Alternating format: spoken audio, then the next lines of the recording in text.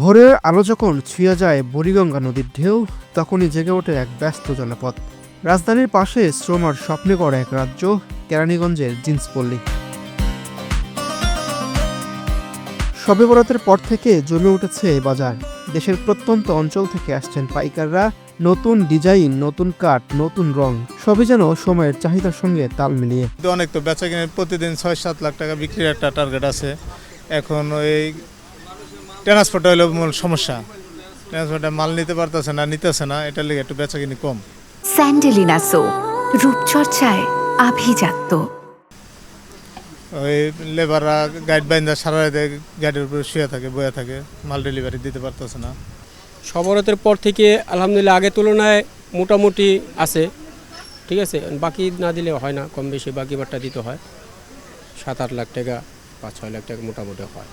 এবারের ঈদ ঘিরে পরিবহন সমস্যায় পড়েছেন এখানকার ব্যবসায়ীরা। প্রত্যন্ত অঞ্চলের ব্যবসায়ীদের পণ্য ৩ থেকে ৪ দিন পড়ে আছে মার্কেটগুলোতে, যা ব্যবসায় লোকসান তৈরি করছে বলে জানিয়েছেন ব্যবসায়ীরা। যোগাযোগ ব্যবস্থার কারণে এই পরিবহনের এই চাপটা দেখা যায়। একটা কোম্পানিতে ৩-৪টা গাড়ি গড় সিজনে দেয়। এখন আমি কালকে শুনলাম লেবাররা বলতেছে যে গাড়ি লাগবে আপনার 5টা, দিতেছে 2টা, কিন্তু মাল যাচ্ছে প্রতিদিন 7-8 গাড়ির মাল।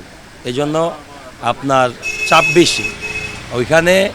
আবার এমন শোনা যাচ্ছে যে অনেকে টাকা নেয়, টাকা নেওয়া মানে আপনি বস্তাটা যাবে, যে টাকা দিচ্ছে তার টাকা যাচ্ছে। তো আমরা আজকে 2 দিন ধরে মালামাল কিনা ভোগান্তির মধ্যে পড়ছি। বাংলাদেশের সমস্ত ট্রান্সপোর্টগুলোয় আমাদের একটা ভোগান্তির ভিতরে ফেলাই দিছে। আমরা মাল কিনে রাখছি, কোনোটার ভিতরেই দিতে পারতেছি না। তারা বলতেছে আমাদের গাড়ি আসে না, এই সেই। এখন তো আমরা এই 2 দিন ধরে ঢাকার ভিতরে ঘুরতে আছি।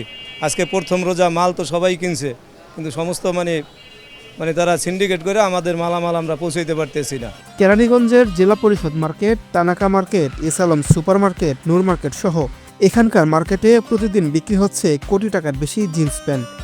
এই জিন্সের প্রতিটি সেলাই লুকিয়ে আছে কারো স্বপ্ন, কারো পরিবারের গল্প। ভোর থেকে রাত মেশিনের শব্দে গড়ে ওঠে ভবিষ্যৎ। গত বছরের মতো এবারও দাম সহনীয় আছে বলে জানিয়েছেন এখানকার ব্যবসায়ীরা।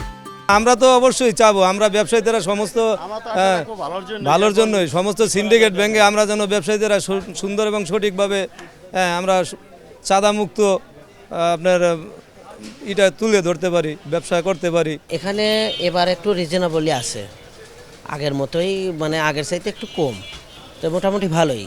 কিন্তু ঈদের ওই রকম আমেজ এখনও শুরু হয় নাই, যে কেনাকাটার যে খুব ভিড় বা যানজট ওই রকম এখনও শুরু হয় না। ভালো ভালো কালেকশনই আছে, মানে এখন ওইভাবে কিনতে পারি নাই, আসছি আজকে দেখবো, তারপরে ভালো লাগলে কেন।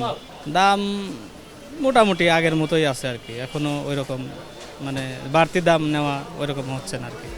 বুড়িগঙ্গার তীরের এই ব্যস্ততা শুধু কেনাবেচা নয়, এটি সংগ্রামের গল্প, সফলতার গল্প। কেরানীগঞ্জের জিন্সপল্লী আজ শুধু একটি বাজার নয়, এটি বাংলাদেশের ক্ষুদ্র উদ্যোক্তাদের এক অনুপ্রেরণার নাম। স্বপ্ন এখানে সেলাই হয়, পরিশ্রমে রং লাগে, আর প্রতিটি জিন্স হয়ে ওঠে একটি গল্প। মিরুষ সরকার, বাংলাদেশ প্রতিদিন।